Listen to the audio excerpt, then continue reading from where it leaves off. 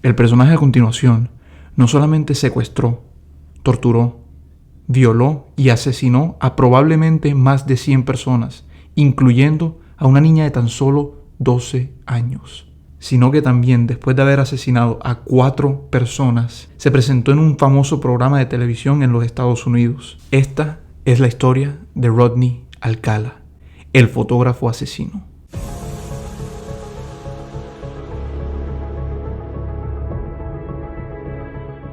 Bueno, Rodrigo Jáquez Alcala, más conocido como Rodney Alcala, nació en San Antonio, Texas, en 1943, el 23 de agosto. Este fue un año muy complicado para toda la humanidad, porque este fue el año en donde la Segunda Guerra Mundial estaba en pleno desarrollo.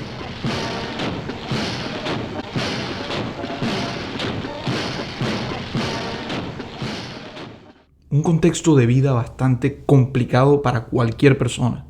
Y esto no solamente afectaría la infancia de Rodney Alcala, sino que también afectaría drásticamente el comportamiento y traumas de los padres de Rodney. En el estado de Texas, Alcala vivió alrededor de unos 8 años hasta que su padre decidió que era tiempo de mudarse para México.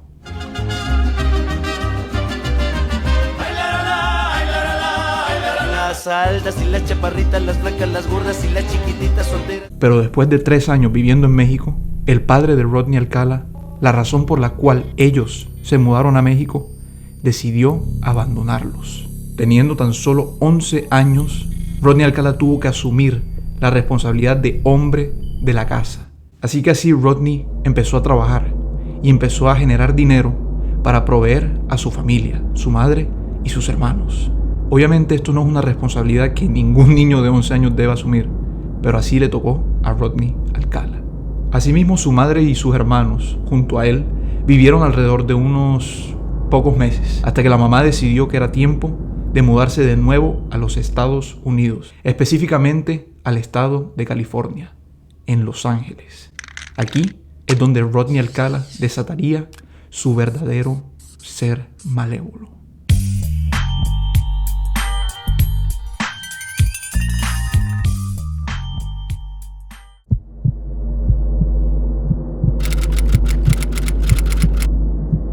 Bueno, a priori la vida de Rodney Alcala ni siquiera parece tan fuera de lo común. Bueno, sí, un poco exigente, un poco demandante para tener tan solo 11 años, pero definitivamente nada fuera de lo cotidiano, de lo normal. Pero créanme que en esta historia y en este personaje no hay nada, pero nada de normal. Y sus pensamientos y comportamientos diabólicos ya empezaban a surgir alrededor de sus 17 años de edad.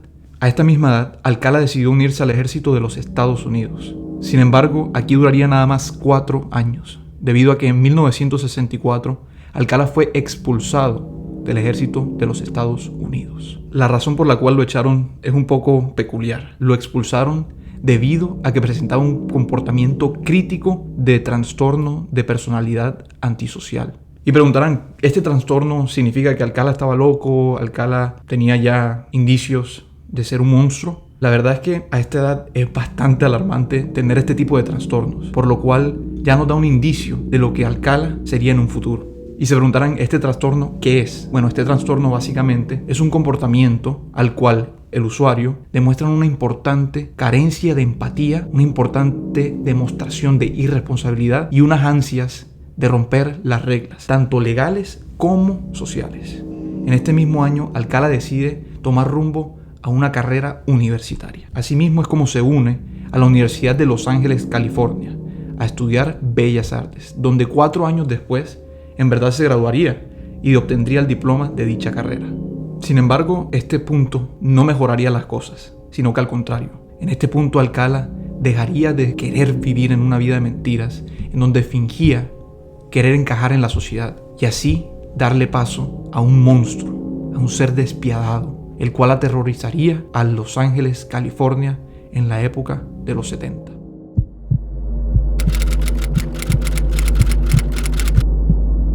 Bueno, ahora sí entramos en materia y vamos a hablar del primer crimen de Rodney Alcala.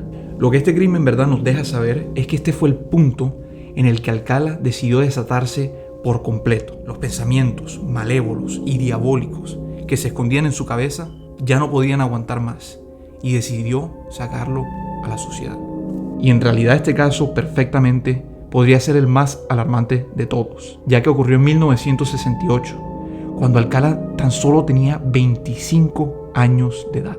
Lamentablemente, la víctima de este crimen fue Tali Shapiro, una jovencita de tan solo 8 años de edad. Tali Shapiro, una mañana como cualquier otra, decidió emprender rumbo caminando hacia su escuela en Los Ángeles, California. Normalmente, ella siempre caminaba hacia su escuela todas las mañanas, y esta, por alguna razón, sentía que no era igual que ninguna otra mañana.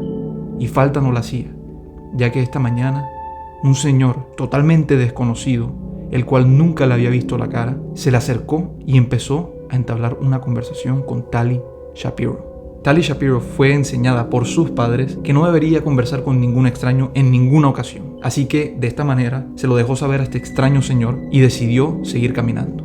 Sin embargo, este señor era nada más y nada menos que el mismísimo Rodney Alcala. Y Rodney, a pesar de todo, no era una persona sumamente tonta. Al contrario, era una persona sumamente inteligente, la cual utilizaba esa inteligencia para el mal.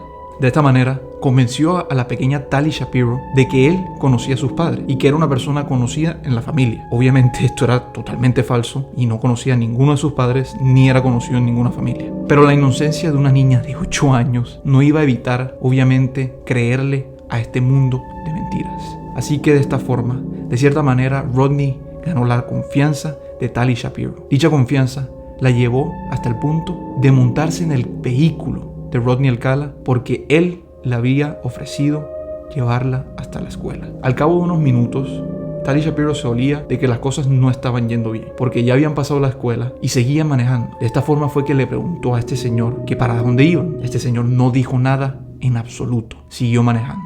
Fue así como llegaron al apartamento de Rodney Alcala, en el cual Rodney se bajó del vehículo y se dirigió a la puerta donde se encontraba Tali Shapiro. Tali Shapiro, obviamente alarmada, asustada y preocupada, empezó a gritar y a forcejear a este señor. Rodney Alcala, al darse cuenta de esto, decidió con fuerza agarrar a Tali Shapiro de un brazo y con su otro brazo cubrirla la boca, para así no levantar sospechas ante ningún vecino que esté por ahí. Así fue como, tristemente, pues, la subió hacia su habitación. Y pues lo demás no hace falta ni siquiera detallarlo, las barbaridades y las monstruosidades que este señor hizo con la pobre Tali Shapiro en esa habitación. Afortunadamente, hubo un vecino el cual notaba unos ruidos extraños, unos gritos preocupantes que no venían de una persona familiar en el vecindario. Fue así como este vecino decidió llamar a la policía, y la policía, al momento de llegar, despertó la alarma en Rodney Alcala. Cuando la policía llegó al apartamento, encontraron a una niña bastante golpeada y forcejeada, completamente cubierta en llanto. Sin embargo, Rodney Alcala no estaba presente. Rodney Alcala alcanzó a escaparse de la policía. El valiente acto del vecino y la oportuna llegada de la policía permitieron que la pobre Tali Shapiro recibiera la ayuda necesaria en ese momento. Sin embargo, no quedó rastro del monstruo que hizo tal barbaridad.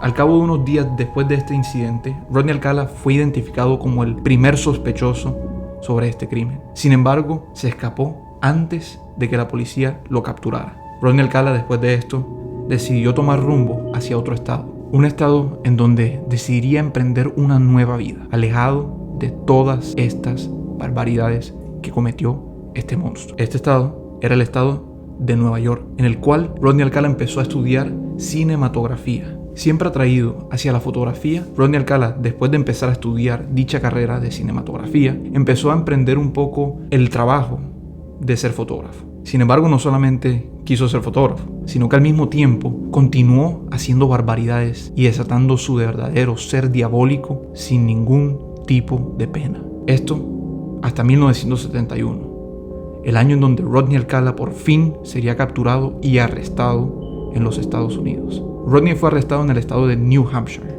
un estado bastante cerca al estado de Nueva York. Y pues no hay que ser un genio para saber la razón por la cual fue arrestado Rodney Alcala. En esta ocasión, Rodney fue arrestado por el secuestro y abuso sexual de una niña de tan solo 12 años llamada Cornelia Creeley. Esta joven fue encontrada tristemente en el apartamento de Rodney Alcala en Nueva York. Y al momento de ser arrestado, los policías descubren que Rodney Alcala era buscado también en California por el secuestro y abuso sexual de la niña Tali Shapiro. Sin embargo, al momento de inculpar a Rodney Alcala por dichos crímenes, el juicio presenta muchos desafíos, percances los cuales retrasarían bastante el proceso y es más, presentaría bastante falta de evidencia para inculpar a Rodney Alcala. Así que, tristemente, este monstruo únicamente estaría en prisión por unos 3 años. Sin embargo, después de cumplir su sentencia en prisión, Rodney Alcala es liberado y reincorporado a la sociedad. Y es así como, después de ser liberado, Rodney Alcala continúa haciendo crímenes y continúa asesinando a mujeres.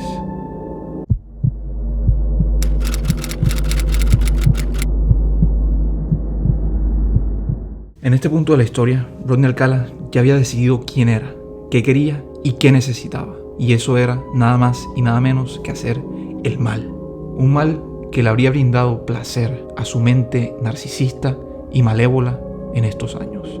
Ya sabiendo que Rodney Alcala fue liberado en 1974, cumpliendo solamente 3 años de prisión, yo tengo una pregunta que hacer. ¿Qué tan lamentable tiene que ser un sistema de justicia para que un monstruo de la talla de Rodney Alcala, que lastimaba y asesinaba a mujeres y niñas, se reincorpore a la sociedad, teniendo tanta evidencia y teniendo tantos testigos que lo inculpaban sobre dichos casos? ¿Cómo puede que el sistema de justicia decida tomar la decisión de liberarlo y reincorporarlo en la sociedad? Y también quiero preguntar, ¿qué hubiese pasado si no lo hubiesen hecho? ¿Cuántas vidas se hubiesen salvado? ¿Cuántas historias trágicas no se hubiesen contado? Son preguntas que pues hasta el día de hoy atormentan a todos los ciudadanos de este mundo.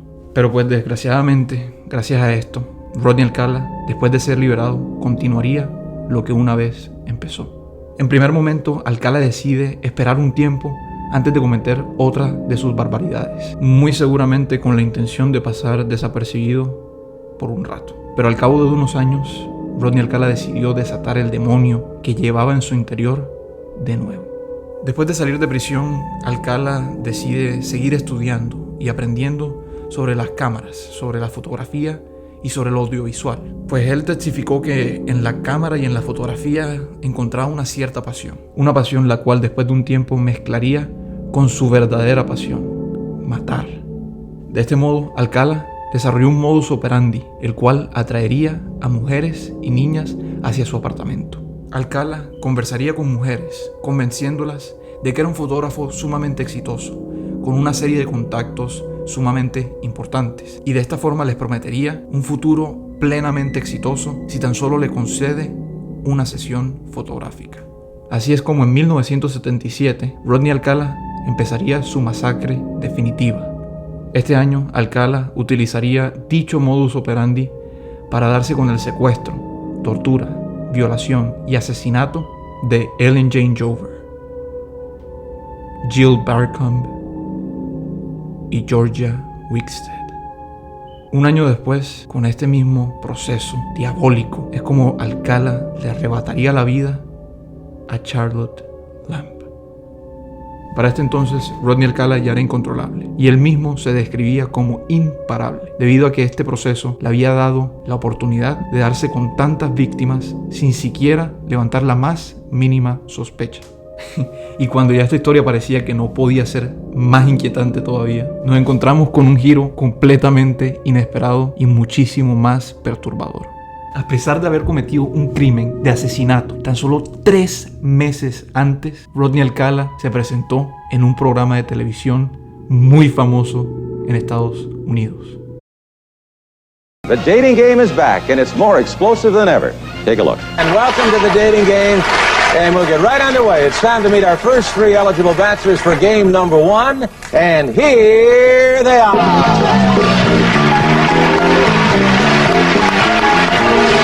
Good luck, gentlemen. Well, let's see. Bachelor number 1 is a successful photographer who got his start when his father found him in the dark room at the age of 13, fully developed. Between takes, he might find him skydiving or motorcycling. Please welcome Rodney Alcala. Rod, welcome. And it's time to meet our young lady for game number one, and here she is. Here is a young lady with a wealth of experience. She once earned a living massaging feet, but she quit when her boss suggested that she work her way up. Then she taught school in Phoenix, Arizona, and now she's here to educate our three bachelors in the art of amour. Welcome, if you will, sensational Cheryl Bradshaw. You know, there are three bachelors over there. They'll be 1, 2, and 3. Ask them anything you like to find out more about them, except their name, age, occupation, or income, okay? And we're going to start by having them say hello to you and see how they sound. Number 1, would you say hello to Cheryl, please? We're going to have a great time together, Cheryl. Bachelor number 1, Yes. what's your best time? The best time is at nighttime, Why do you say that? because that's the only time there is. The only time? What's wrong with morning, afternoon? Well, they're okay, but nighttime's when it really gets good. Then you're really ready. I'm a drama teacher, and I'm going to audition each of you for my private class. Bachelor number 1. You're a dirty old man. Take it. Come on, over here. Bachelor number 1. I am serving you for dinner. Oh, What are you called, and what do you look like? I'm called the banana, and I look really good. Can you be a little more descriptive? Peel me. I'm going to ask you a question. Will that date be bachelor number 1, bachelor number 2, or bachelor number 3? Who gets the date? Well, I like bananas, so I'll take 1. Number 1, bachelor number 1, all right. Well, I want to tell you something about him, Cheryl. He's a skydiver, so he's got a lot of nerve. He's into motorcycling. He's also a fine photographer. Say hello to Rodney Alcala. Rodney, come on and say hello. Congratulations, Rod. You did it with a 1 answer. Alcala apareció en el programa The Dating Game, mostrando una fachada de normalidad mientras continuaba su serie de atrocidades. Esta revelación sacude los cimientos de lo que pensábamos saber sobre la naturaleza humana y subraya la necesidad de estar siempre alerta ante el peligro, incluso cuando menos lo esperamos. Pero bueno, aquí uno pensaría que ya todo está terminado, y aquí termina la historia, ya apareció en un programa de televisión, ya lo descubrieron por haber aparecido ahí. O sea, las cosas no pueden empeorar aquí. Pero la realidad es que después de su aparición en el programa, las cosas solamente se agravan en este caso. Continuando con su serie de asesinatos, Alcala comete su último crimen en 1979. Desafortunadamente, su víctima en este caso fue Robin Sampson, una niña de tan solo 12 años, la cual fue secuestrada y asesinada en Huntington Beach, California, en junio de ese mismo año. La brutalidad de este crimen finalmente llevó a la captura de Alcala, y después de una exhaustiva investigación de las autoridades, lograron vincular a Rodney Alcala con el asesinato de Robin Sampson. Las evidencias que se presentaron en este caso fueron completamente impresionantes. En estas evidencias se encontraban pruebas físicas, relatos de testigos y una comparación en el momento en el que se hizo el caso con la localización de Rodney Alcala a dicho tiempo. Al ser arrestado en julio de 1979, Alcala fue acusado con varios cargos, incluyendo el asesinato de Robin Sampson. Durante el juicio se presentó una amplia evidencia que vinculaba a Alcala a múltiples crímenes, incluidos secuestros y asesinatos de diferentes personas. Finalmente, en 1980, fue declarado culpable de los cargos y sentenciado a muerte.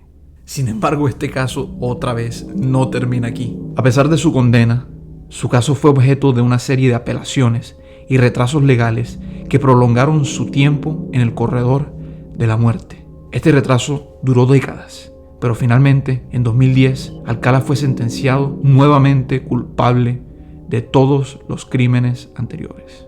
Pero nuevamente no se pudo dar la sentencia de muerte, debido a que en este año se empezó a hacer un revuelto legal sobre esta sentencia de muerte, lo cual retrasó dicha condena hacia Alcala hasta el momento del 2021. En 2021, Alcala no fue asesinado por dicha sentencia. En este año, Alcala moriría esperando su ejecución por causas naturales.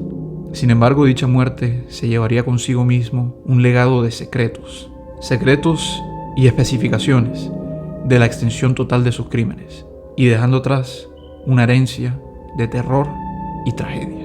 Bueno, y aquí finaliza esta impactante historia. Pero cuénteme, ¿qué tal les ha parecido la historia del fotógrafo asesino? Alcala nos lleva a un viaje por el lado oscuro de la humanidad, recordándonos que el peligro puede estar en cualquier parte, incluso en un simple programa de televisión.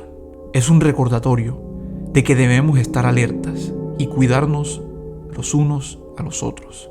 Al reflexionar sobre estos eventos, honramos a las víctimas y nos comprometemos a hacer del mundo un lugar más seguro para todos.